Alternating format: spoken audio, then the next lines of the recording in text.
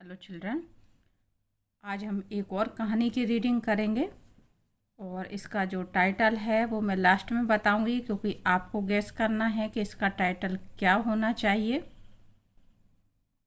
ये कहानी आपकी अकबर बीरबल की नहीं है, बल्कि मुल्ला नसीरुद्दीन की है। पढ़ते हैं कहानी। मुल्ला नसीरुद्दीन सप्ताह में एक दिन गांव के मदरसे में जाते और वहां धार्मिक शिक्षा देते थे। मदरसा यानी जहां पर मुस्लिम छात्रों को धार्मिक शिक्षा दी जाती, उस स्थान को मदरसा कहते हैं। एक बार उन्होंने मिठाई खरीदी और मिठाई की पुड़िया मदरसे में अपने साथ ले गए। मुल्ला नसीरुद्दीन मदरसे में पहुंचे ही थे कि एकाएक उन्हें बाजार जाना पड़ा। उन्होंने मिठाई की पुड़िया अपने कमरे की एक परछत्ती पर रख दी। अब ये परछत्ती क्या होती है, ये आपको दिख रहा है, टाण जैसा लगा हुआ, इसको कहते हैं परछत्ती। और कक्षा के बच्चों से कहा, देखो बच्चों, इस पुड़िया में मिठाई है, पर इसमें जहर मिला हुआ है, इसलिए कोई भी इस पुड़िया को छूना मत। इतना कहकर मुल्ला नसीरुद्दीन बाहर चले गए।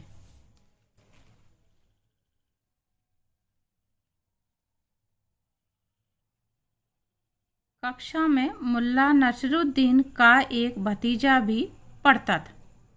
वह बोला, चलो हम मिठाई खा लें, इसमें जहर नहीं मिला है।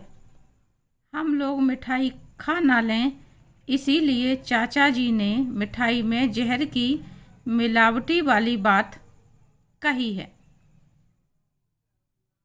एक लड़का फौरन घोड़ा बना, दूसरे लड़के ने उसकी पीठ पर चढ़कर परछत्ती से पुड़िया उतार ली।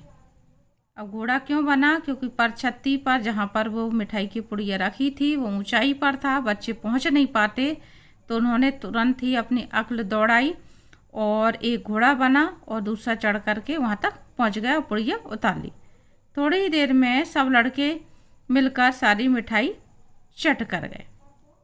इसके बाद मुल्ला नसीरुद्दीन का भतीजा कमरे में गया। कमरे में मुल्ला जी का एक चाकू पड़ा था। भतीजे ने उसे तोड़ डाला। थोड़ी देर में मुल्ला लौटे तो सीधे अपने कमरे में गए। उन्होंने चाकू टूटा हुआ देखा तो उन्हें बहुत गुस्सा आया। तभी उनकी नज़र परछत्ती पर पड़ी। मिठाई की पुड़िया वहाँ से गायब थी। मुल्ला को और भी गुस्सा आया। अरे, मिठाई कौन खा गया? लड़कों ने भतीजे की ओर इशारा किया। भतीजा रोने लगा और डरते डरते बोला, चाचा जी, मेरी पेंसिल की नोक टूट गई थी। पेंसिल की नोक बनाने के लिए मैंने आपका चाकू लिया, पर वह मेरे हाथ से नीचे गिर पड़ा और टूट गया। मैंने सोचा कि अब मेरी पिटाई होगी, इसलिए मैंने यह जहर वाली मिठाई खाकर मर जाने का निश्चय किया। पहले थोड़ी सी मिठाई खाई, पर जहर का असर न हुआ। फिर मैंने सारी मिठाई खा ली, लेकिन अभी तक उसका कोई असर नहीं हुआ है। यानी बच्चों ने मिलकर के चालाकी चल ली और मुल्ला नसीरुद्दीन भी बीरबल की तरह चतुराई के लिए जाने जाते हैं। तो जो उनका भतीजा था उसने ही क्या किया, एक तरह से उनके साथ में चतुराई दिखा दी, सारे बच्चों को सिखा दिया। और देखो आगे क्या होता है।